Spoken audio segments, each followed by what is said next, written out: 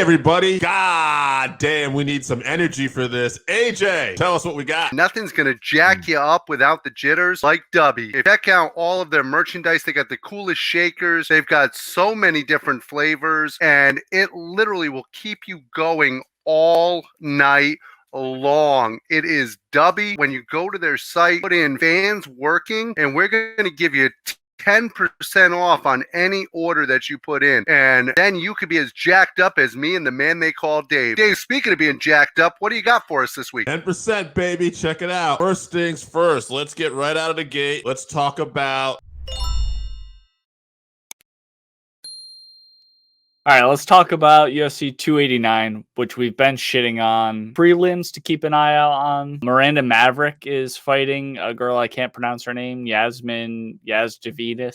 Khalil Roundtree is fighting a to-be-determined fighter because I believe... we don't have an opponent yet. Okay. Well, hopefully they find something and he gets a fight. Probably the highlight of the prelims with Nasruddin Imavov versus Chris Curtis. That will be an absolute amazing fight. I'm looking forward to that one. Yeah. Imavov lost to Strickland in one of his last fights. Obviously someone who Curtis trains with, so that might be good for Curtis. But before that, I mean, this guy's got wins over Chabatsian, Heinisch, Buckley, and Chris Curtis has, even though he lost his last fight to Kelvin Gastelum, like he was right there, and there was that accidental headbutt he talks about. And I thought Curtis has looked really good since coming back, or since coming to the UFC. Marc-Andre Barriault versus Eryk Anders. Mark is 15-6-1, 10 KOs, 1 sub, 4 decision. Eryk Anders, your boy, 15-7, 9 KOs, 1 subs, 5 decision. Eryk Anders is as tough as they come. This is an interesting matchup. They both like to slug. I think stylistically, I kind of like Anders here. Normally, like, I don't always favor Anders. Like, I feel like he's a good fighter, but he seems to come up a little bit short in these big time. But I feel like stylistically, this could be a fun fight. They both like to slug. You can see their records. 9 KOs for Anders, 10 KOs for Mark. I'm going to go with Anders. I'm going to say this is a battle. And I'm going to say it's a round 2 TKO. Yeah, I think matchup-wise, they're very evenly matched. I think that it's more likely both guys are so tough we just get a decision. So I'm going to go with Barriault by decision. Probable fight of the night. Dan Ige versus Nate Landwehr. Dan Ige, 16-6, 5 KOs, 5 subs, 6 decision. Performance of the night 3 times. He's won last fight, but he lost 3 prior to that. So Ige's had a lot of tough opponents recently. Nate Landwehr, 17-4, 8 KOs, 2 subs, 7 decisions. Performance of the night twice, fight of the night, and he's on a 3-fight win streak. So he's got momentum going here. Ige is a big step up for him. I would say Ige is the favorite.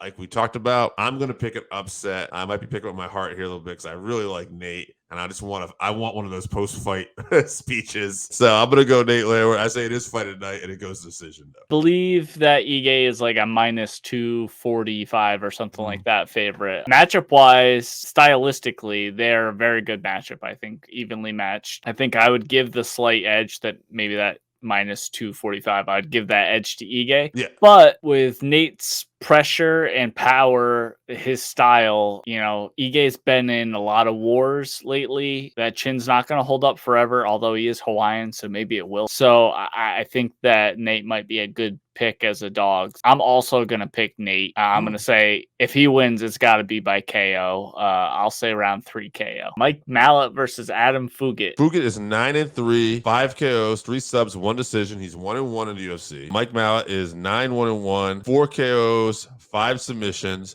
Again, stylistically, a fun fight here. Both guys, you can see, Fugitt's got 5 KOs and 3 subs. Mallett's got 4 KOs and 5 subs. So it's like they both like to finish. Tough fight. I'm going to go with Malott. I'll say he gets it done by submission, and I'll go with round 2. Are one of these or both of these guys Canadian? How did this fight get on the main card? I don't know. Yeah, Mallett's definitely Canadian. Might be stylistically a fun fight, though. It's probably a showcase fight. They're giving this an opportunity. Right. When you look at the names of, the prelim main event there, I'm off in Chris Curtis. Like, that should be on the main card. Right. Chris Curtis has complained about unworthy fighters being put on the main card while he's on the prelims. So he might be him to shut up. He might be getting punished also for that. Right. So I'm going to go with Fugitt by decision. I think again, the matchmaking in this card is very good as far as stylistic matchup. Yeah. So I think they're going to kind of nullify each other. We might get a pretty boring decision, and neither guy, I think both guys are going to be a lot safer than they normally would be. So I'm going to go with Fugitt by decision. Co-main event, the people's main event for sure. Charles Olivera versus Beneil Dariush. Dariush, 22-4-2, 5 KOs, 8 subs, 9 decision, 8-fight win streak. Performance of the night 4 times. Fight of the night once, and he's tied Gleison Tebow for third most wins in UFC light heavyweight division history. He's on quite a tear right now. Lightweight division. Lightweight. Oh, sorry. Yes, lightweight. Charles Olivera is 33-9-1, 9 KOs, 21 subs, 3 decisions. He's a former light heavyweight champion. He had 3 successful title defenses. Performance of the night 12 times. This man is a bonus machine. And even back when they had submissions of the night, he was grabbing those too. He's got 3 of those. Dariush just looked great whenever they put him up there against, like when he dominated Ferguson. He's beaten every top fighter. Once he had that one loss against Alex Hernandez before he went on his streak, where basically he was going to touch gloves and Hernandez basically unloaded on him. And since then, it's been take no prisoners. He's dominated everybody. But this is Charles Olivera. And we talk about it all the time, strength of schedule. And Charles Olivera's strength of schedule is just like unreal. So unless you're Islam Makhachev, I haven't seen the recipe right now to beat Charles Olivera on that streak he's been on. But he gets caught almost in every fight too. It's an interesting fight. I like Dariush. I think he probably deserves to be, I think he deserves a title shot, but I don't know if he can beat Charles Olivera. I'm going to go with Charles Olivera. I don't know if he can tap out. I guess he can because it's Charles Olivera. So I'm going to go Charles Olivera, round 3, TKO. Now I'll go submission. He gets it done. You're going to tap out or pass out. That's my guess. If he gets Dariush's back, he absolutely can tap him out. Dariush, super high-level black belt, but Olivera is the submission god in the UFC. If he gets to his back, for sure, he can tap. But I think a big part, and we've talked about this before, a big part of Olivera's success was people's unwillingness to go to the ground with him. Like you said, he's been hit. He's been knocked down in a lot of those fights that he won. He got knocked down and nobody followed him to the ground, except for Makhachev, who then dominated him on the ground. Good point. Dariush not afraid to follow him up when he touches him up, because Dariush has massive power on the feet. He has a granite chin, and he's not afraid, like I said, not afraid to follow Olivera to the ground. He has superior wrestling for sure. So if he tries to keep it on the feet, I think he can keep it there, as long as he doesn't let it get to the cage and then Olivera get to his back, because then that's curtains for him. So I think Dariush has more ways to win this. Not that Olivera doesn't have great striking now, but I'm going to go with Dariush. I think that he knocks Olivera down, follows him, and subs him. I'm going to say round 3 sub for Dariush. Amanda Nunes versus Irene Aldana. Let me go first. I'll tell you, let me give you my long-winded speech about how I see this fight going. Amanda by KO round 1. Wow. Wow. Irene Aldana, we're going to give you some respect, girl. 14-6, 8 KOs, 3 subs, fight of the night 3 times, performance of the night twice, and Victor champion, fighting championship. She had a performance of the night 3 times as well there. She comes to fight.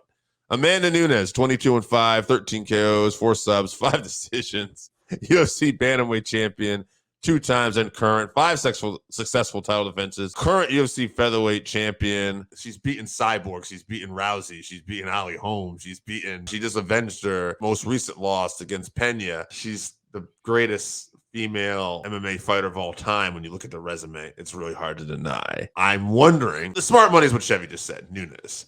I do wonder, though, if the curse of the Mexican fighters is going to come. That is the only thing that makes me waver, too. Mexicans are killing it in the UFC right now. Killing it right now. And if we get another one, I feel like a card in Mexico cannot be denied anymore. What the fuck? Why not? Irene Aldana, upset of the night.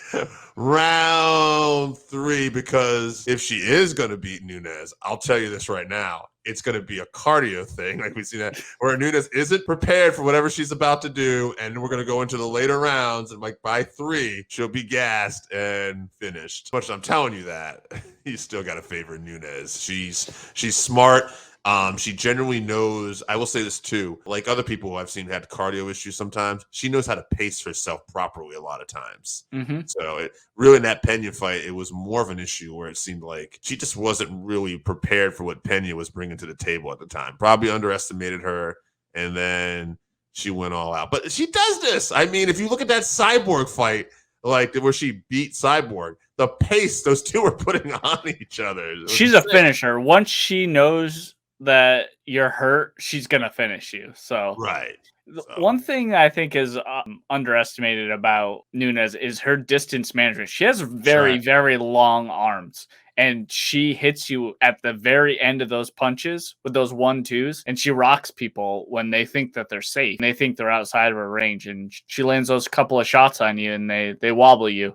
She's coming for the finish. Aldana has great boxing, so maybe she'll be able to manage that distance a little bit better than some other fighters. So it's possible, but if I had to put money on it, I'd say Nunes round 1 KO. Yeah, me too, but I don't have to put money on it, so I'm going to go with the curse of the Mexican fighters. Irene Aldana round 3, but yeah.